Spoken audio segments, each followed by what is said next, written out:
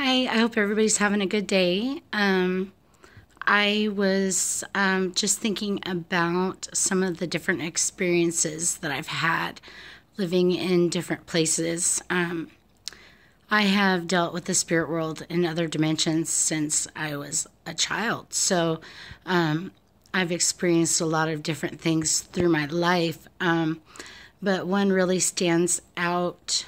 A few instances really stand out to me, but one place that I lived in particular was in another city, and we found the place on, Craigslist, so we didn't really know what the neighborhood was going to be like before we moved there. And we get there, and it's kind of shady. We're stuck in a lease. And, my husband was telling me that the whole old neighborhood had been knocked down, and like in low-income housing was put on top of them. Well, I could feel what was underneath, and there was a lot of victims and people that had passed in that area. Living in that house was really intense. My dreams there were intense. I had a lot of dead people come to me while I was there. There were literally hundreds of dead people. Hundreds. Maybe more, going in and out of different places. There was open portals. There was a lot going on there. And while I was living there, I had just started using my psychic abilities, and I started becoming different. If you don't ground and shield yourself, you can pick up on the emotions of the living and the dead. They can attach themselves to you. And I feel like I had a woman attached to me there that wasn't so good, and some other things that affected me, but the woman for sure there was something really, really bad in that house. I had to sage a lot of times. There's no way, I didn't find a way to close the portal while I still lived there. There was something that came out of the closet where there was like a little washer and dryer in there. It was just a small house with so much activity. It's like the walls felt like they were closing in on me. And I was telling my husband about how I had seen a lady in a yellow dress that was downstairs. I see them with my third eye. So, they show me pictures, sometimes small little movies, stuff like that. Well, I seen her in my third eye, the yellow dress on her, and I was telling my husband that her and this guy that wore this like red and black flannel shirt, they were down in the basement area. That's where they stayed. I think there may have been a couple kids too, but there was so much activity going on there. It was really hard for me to, it was overwhelming. It was no place for a psychic to live, especially for 2 years, and that's how long I lived in that house. Anyways, one morning my husband got up early. He always would get up early on the weekends, and he said he was sitting in his chair, and all of a sudden a girl in a yellow dress came out of our closet and went down the hallway and then disappeared.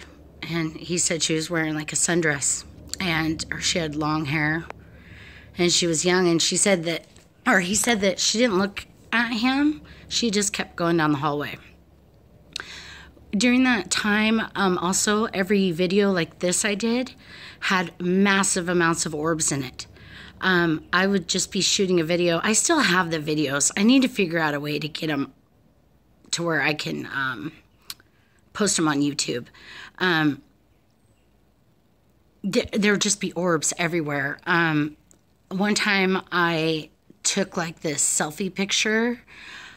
I know it's bad, but anyways, behind me was this red and black. I don't know what it was. I should have saved it, but it scared me so bad I erased it off my phone. I don't know what it was.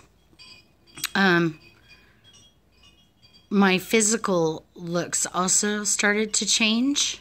I wanted to like eat all the time.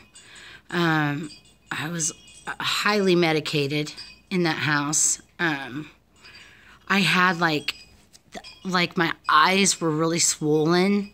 I was not myself in that house. I just wanted out. And then, and I'd sage every day. Holy water, you name it. On the other side, they know who I am, and they know people like me, and they know how to spot us out, and they know that we can communicate back, and so they'll come right to you. You're like a glow in the dark. Luckily, I have some really good guides because a lot of the really, really bad stuff doesn't get through. Only a small percentage of the time does the really, really bad get through to me. But in this house, something attached to me. Actually, another one of my psychic friends also felt her on me. My whole personality seemed to change. If you're a psychic, you definitely do not want to be living in a big city or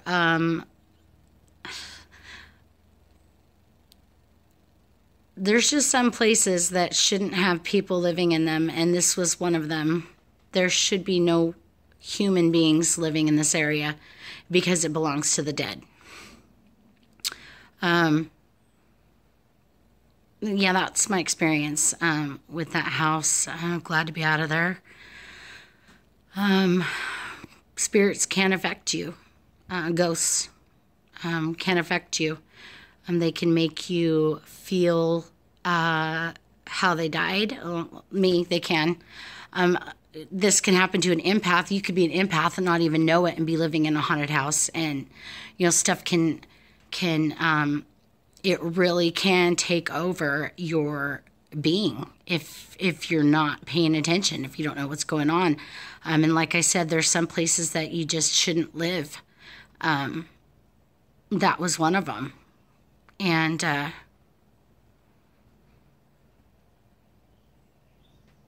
seen a lot of weird shit. I've heard a lot of weird shit.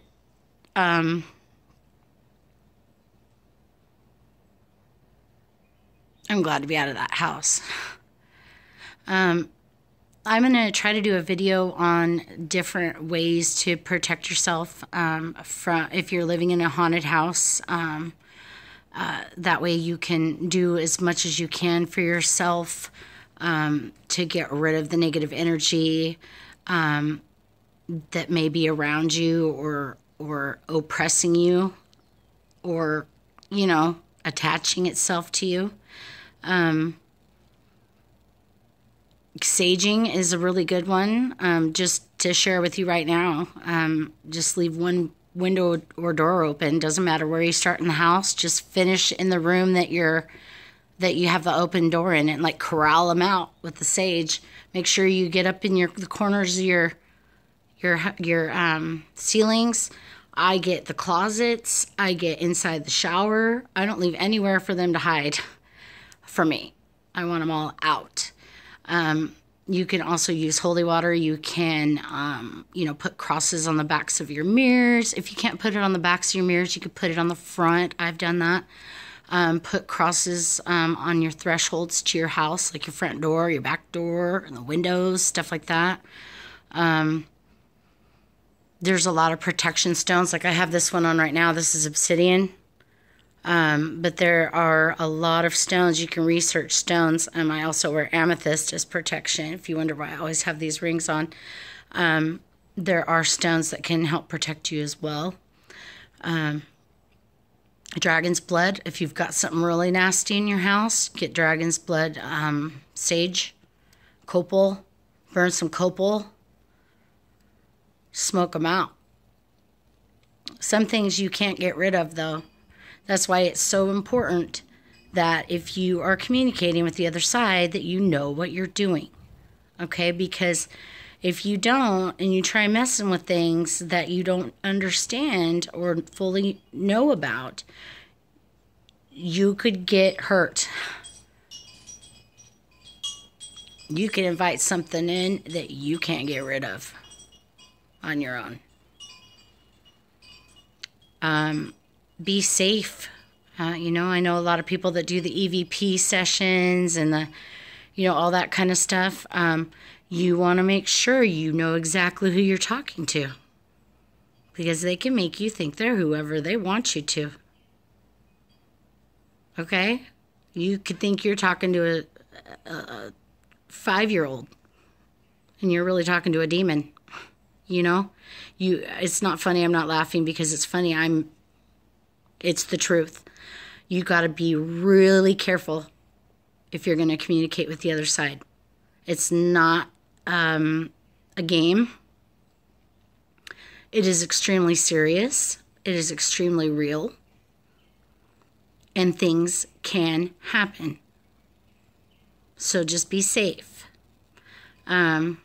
Anyway, glad to be out of that darn house. I'm so glad to be out of that house. I just thought I'd share that story with you. I hope everybody has a good weekend, and I'll talk to you soon.